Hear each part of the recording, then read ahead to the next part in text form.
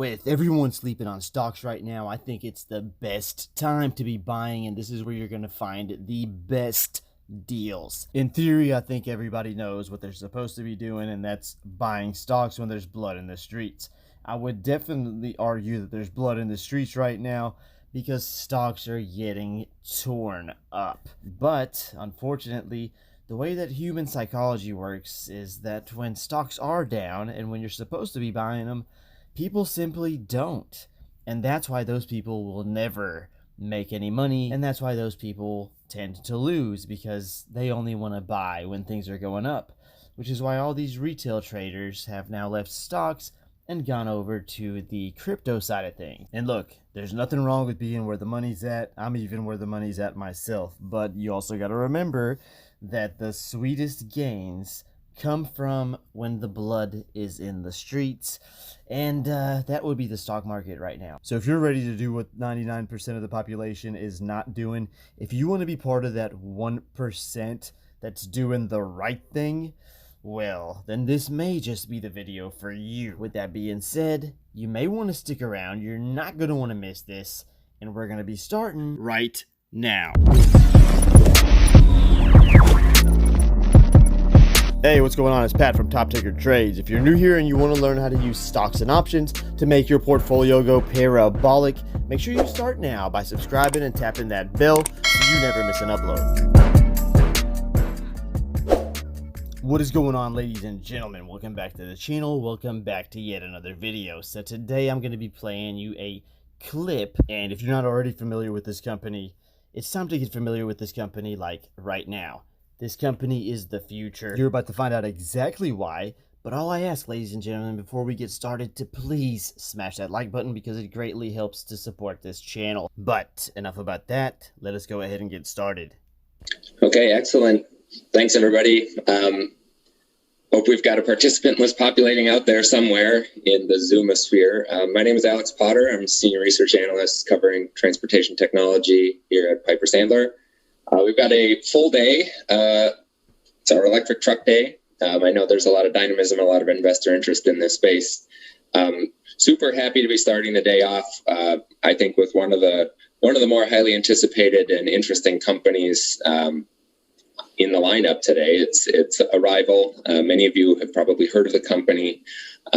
We've got the CEO, Dennis Svedlov, and the CEO of Arvl Automotive, which I guess is your title there, which is Mike Abelson. So I'll turn it over to Dennis and Mike for a couple introductory remarks, just to introduce themselves, introduce the company, and then they've got a video that they're going to show. And so for right now, I'll just shut up.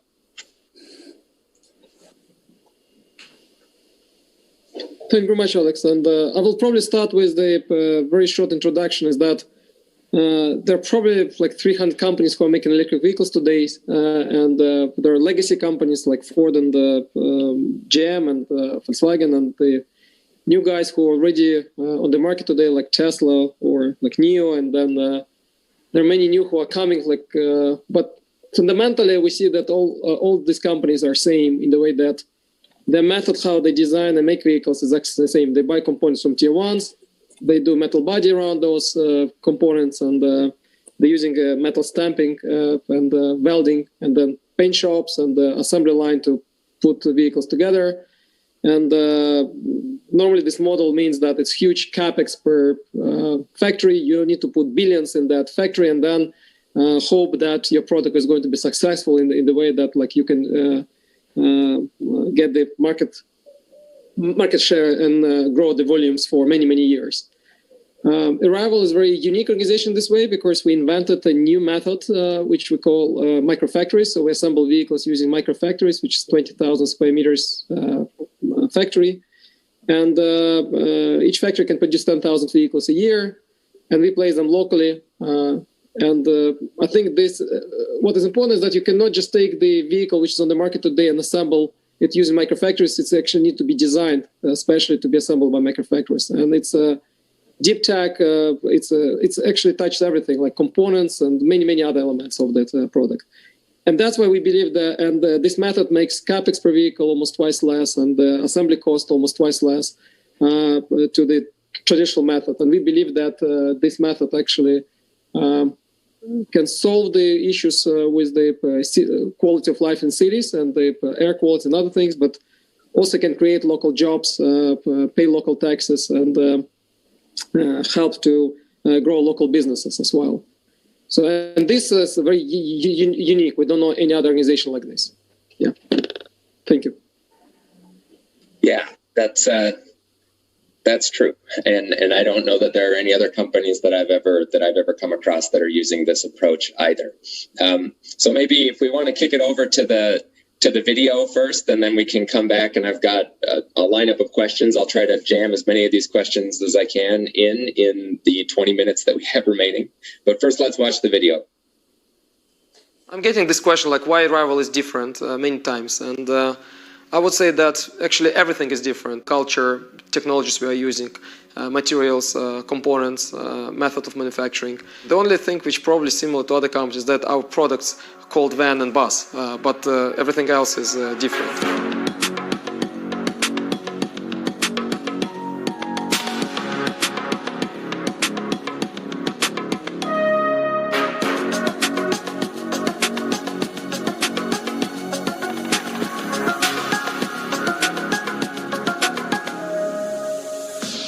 We always get the question, why commercial vehicles first? And it's actually because it's a market that cares about the total cost of operating, which electric vehicles enable, and Arvl further enhances that. And then it's a growing market. It's a large segment. There's 2 million vans by 2025, a total addressable market over 280 billion. A microfactory is a much, much simpler process as compared to a legacy automotive manufacturing plant.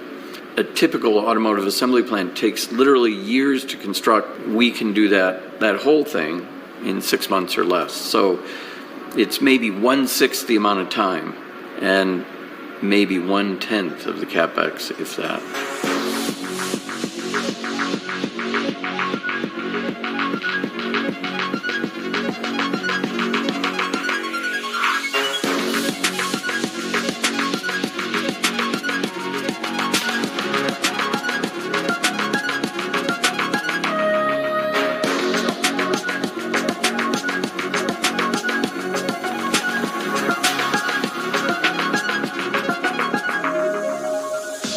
Perfect time for companies like us to step into this industry and actually change it. We found a way how to break the rule of economy of scale. We have much better product, green product, but it also has better pricing as well. And this perfect combination where you don't need to have a compromise between being green or being efficient. So with our products, it comes together.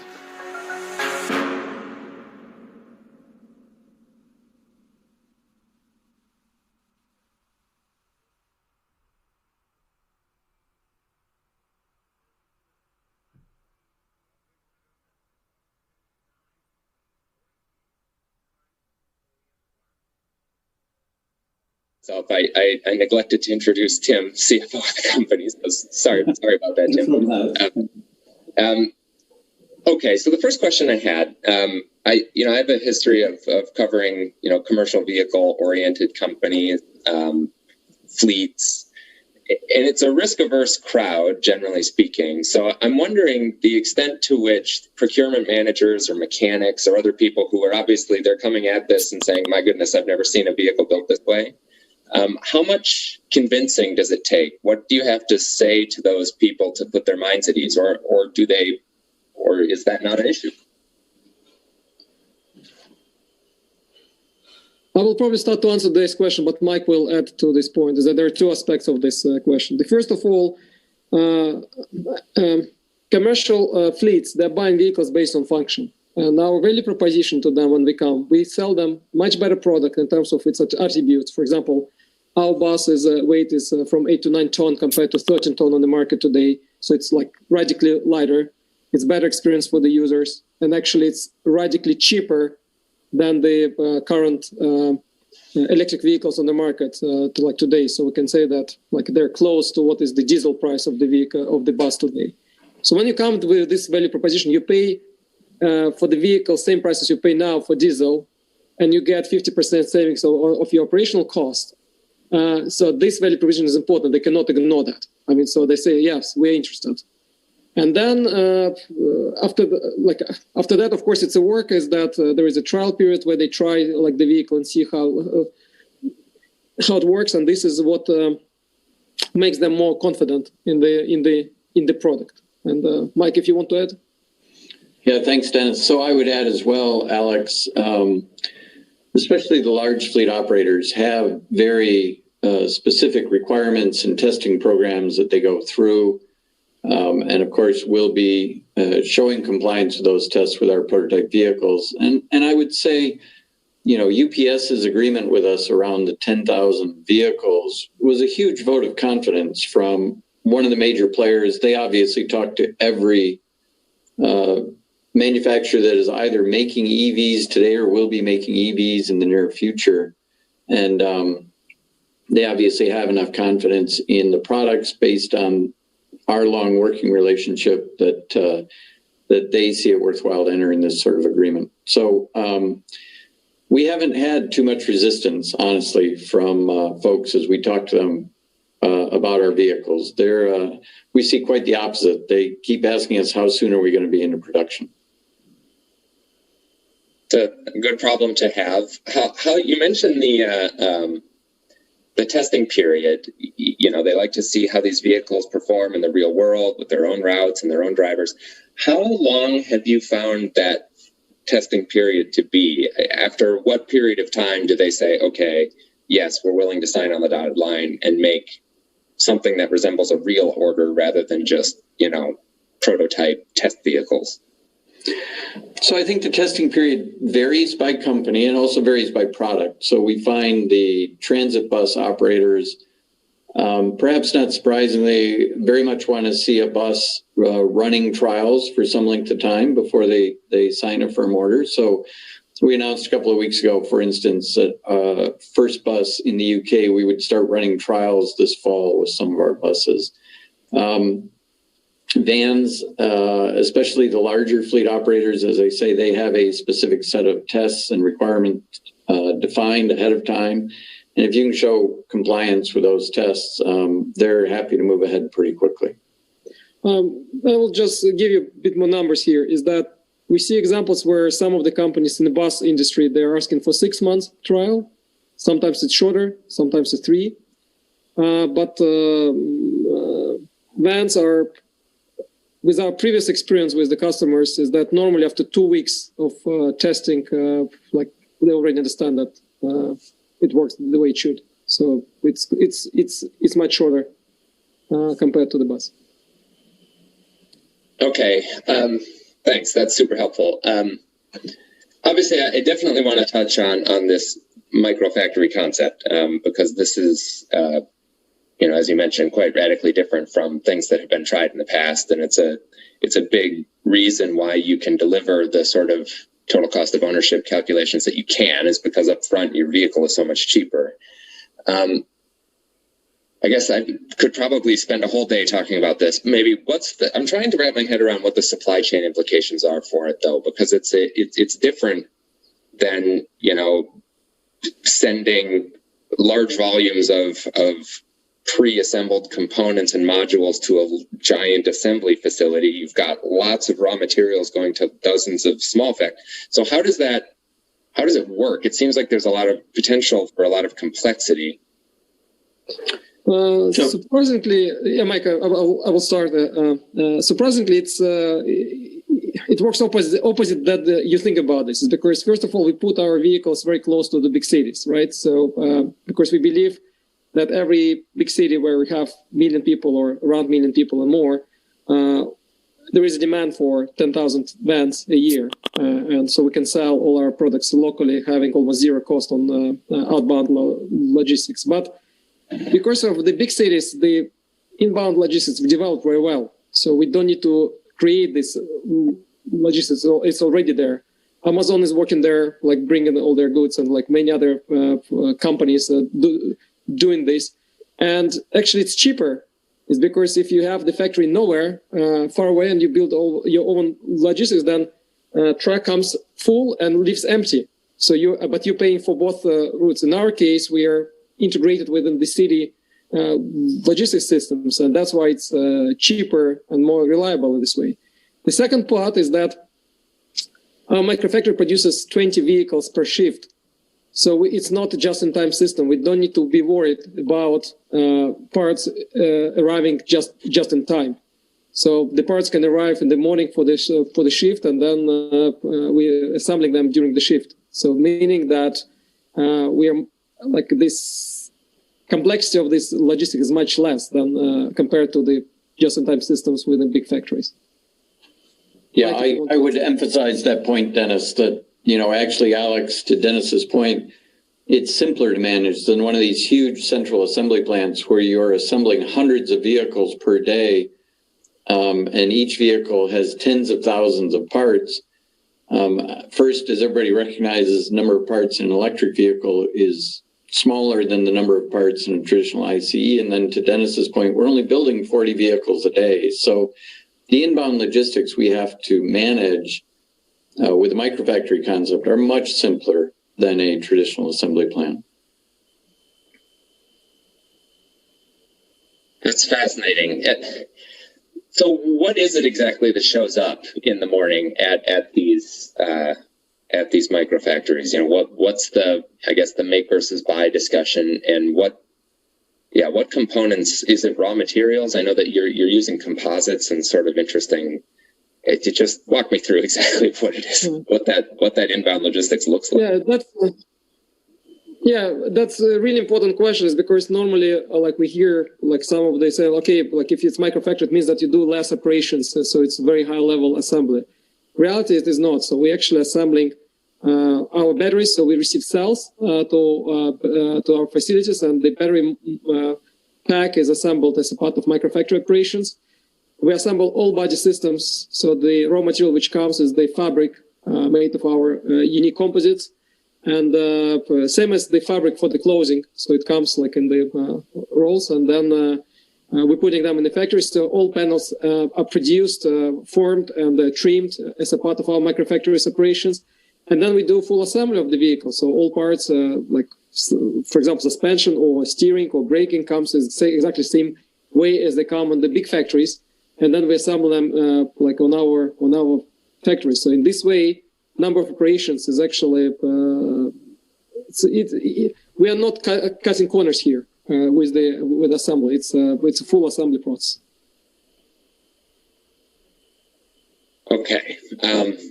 Another question on the microfactories is staffing. What are the requirements that you have? If I was to look at job postings and you're trying to build dozens of these things all over the world, one of the things that came to mind initially when I first heard of this business model was, if you have one plant, you have one individual who is very experienced and has been doing this for 30 years, and you can entrust the operations to that one individual.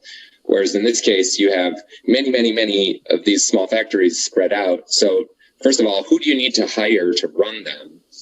And do you have any staffing bottlenecks or challenges in finding people that are qualified to do it? So again, here I would argue that the microfactory approach is actually easier to staff for a couple of reasons.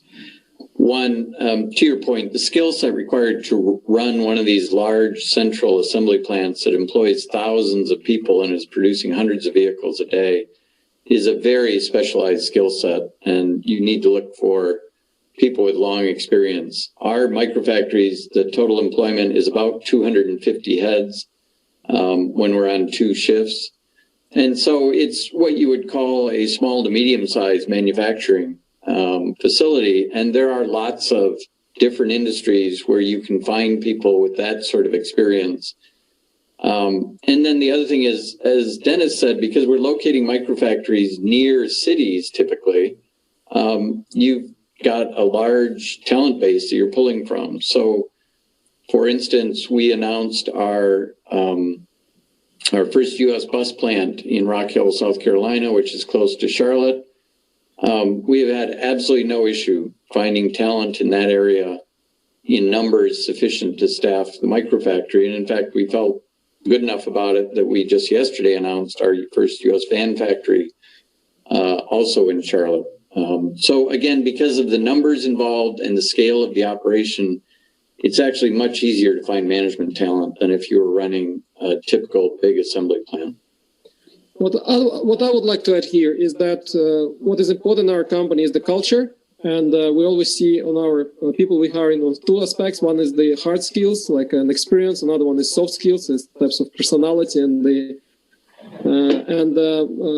for us, soft skills are as important as the hard skills, because we like to hire people who share our values and our mission and vision, and the people who work on our factories are not exceptions for that. So we are looking for the people who shares our values on that.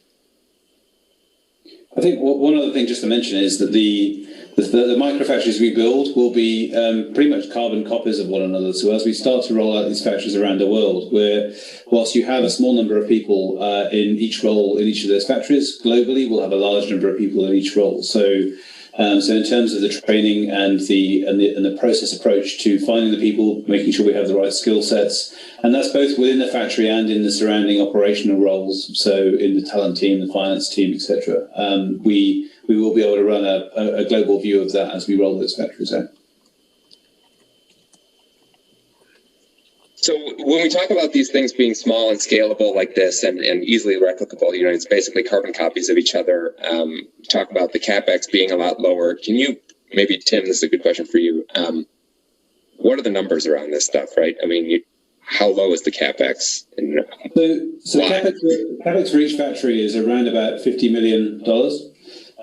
Which is obviously substantially lower than you would normally expect to have in an automotive factory. I mean, they are obviously substantially smaller as well. But even if you scale up if you take a number of our microfactories together to compare it to a traditional output of an automotive factory, it's still substantially lower on a CapEx perspective than you would otherwise see. And I think there's a few benefits of this. Obviously, what we are not looking at as we build our business and grow our business out is a huge capital outlay up front, which we then have to recover over a number of years using production from one facility. What it means is that we have huge flexibility and dynamism in the way that we can roll out the facilities. And that there is a benefit of that, obviously, which is that we are able to deploy CapEx, which then quite quickly starts generating free cash flow back into the business. So the 50 million cash out on CapEx, once that factory starts production, then that factory can earn 100 million back on an annual basis. So it should pay itself back in around about 6 or 7 months in terms of free cash flow.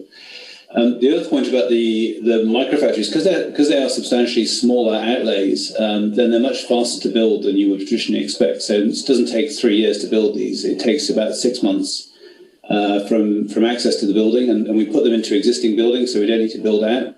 You get access to the building, it takes 6 months to start production. And obviously that's great because you're deploying that capital and then earning back pretty quickly. But the other thing that's really powerful about that is that we can place, with commercial ordering cycles, we can start building a pipeline before we actually commit to building the microfactory. So you're able to guarantee that we have sales for the vehicles that we built in the factory prior to us actually committing to build that factory. So we are genuinely taking production to our customers rather than trying to find customers for our production. Crazy. Yeah, and just to add that all the numbers which Tim mentioned, it's based on the 2 shifts. So meaning that if we need to increase volumes, we can do the 3rd shift, which will increase the volume 50% on top of that. So we can produce 15,000 vehicles from the same factory, which we don't plan, and we kind of try to keep it within 2 shifts. Yeah. But the unit economics of the factory can actually be even better. 2 shifts, 5 days as well. Okay. All right. I wanted to, because I think we only have 3 minutes, so try to distill down maybe, what are you doing about batteries? Batteries are important. What's your battery strategy? What do you make? What do you buy? Where do you get your cells? And then we'll leave that as the last question. Very simple. We buying cells from LG Energy's company, and 21700 cells Tesla is using in China. And obviously we have a research team which looking on the new chemistry which is coming to the market, and we always looking and we always understanding like what's happening in the market. So, but what is important is that our vehicle is designed in a way that it's very modular, and the change of the format of the cells doesn't make impact on us in terms of changing the vehicle. So it's going to be same vehicle, it's just going to be different battery technology. So we designed it specially that we can add different type of formats of the batteries inside our vehicles. And you do your own packs and your own EMS, your own software. You're basically taking in the raw cells, and after that point, it's on you to do everything from that point on. Is that right? Correct. Correct. Okay, and that takes place in the microfactories. Correct. Okay, interesting. And maybe if we do still have a couple minutes here, what's the strategy for software? Right. So software, you bring it up a lot. Presumably, there's a fair amount of software being deployed in the factories themselves, as well as on the vehicle, as well as on battery management, powertrain management. Do you have core competency in this regard? Where do you get it? Where's, talk about software. Yeah. 90 seconds, go. So, first of all, I need to say that I personally have the software background, and this is very important. I believe that for the company like we are. If you take all our size of our company, we are 1,800 people in the company today. Majority of the people are engineers, and half of the engineers are software engineers. So we're talking about almost 700 software engineers in our company. You can, and we do a lot of software because we believe that software is enabler for everything in terms of user experience, in terms of cost, in terms of many other aspects. So we take software very serious. Okay, great. I think we're going to have to leave it there, guys. Obviously, a lot more to discuss, but looking forward to watching you over the next several years. I know that the vote is today, so congratulations. And we're looking forward to that ticker change. Thank you very much. Thanks very much, guys. Great talking to you. While I have you here, I wanted to quickly tell you about the brand new First Trade app, available for mobile or PC. The platform will give you access to powerful and easy to use tools and allows you to trade with less restrictions, zero commissions, zero fees, and you can use the first link in the description below to download a free stock today without having to deposit any money. This will greatly help out the channel and is always appreciated. And now back to your regularly scheduled programming. Congrats, ladies and gentlemen, you've made it to the end of the video. If you like what you watched, make sure you subscribe because I put out videos just like this one every single day. And please do me a favor and smash that like button if I helped you in any way, because it really goes a long way in helping the channel out and keeps me motivated to make videos every single day. Now, there's a lot of work involved, a lot of research, and a lot of time and effort into editing and putting these out daily for you guys. You can subscribe from your screen right now, or if you want to watch one of my other videos, I'm sure YouTube has some good content picked out for you on the left-hand side of your screen now. Thanks for sticking it out with me till the end, and I will see you guys in the next video.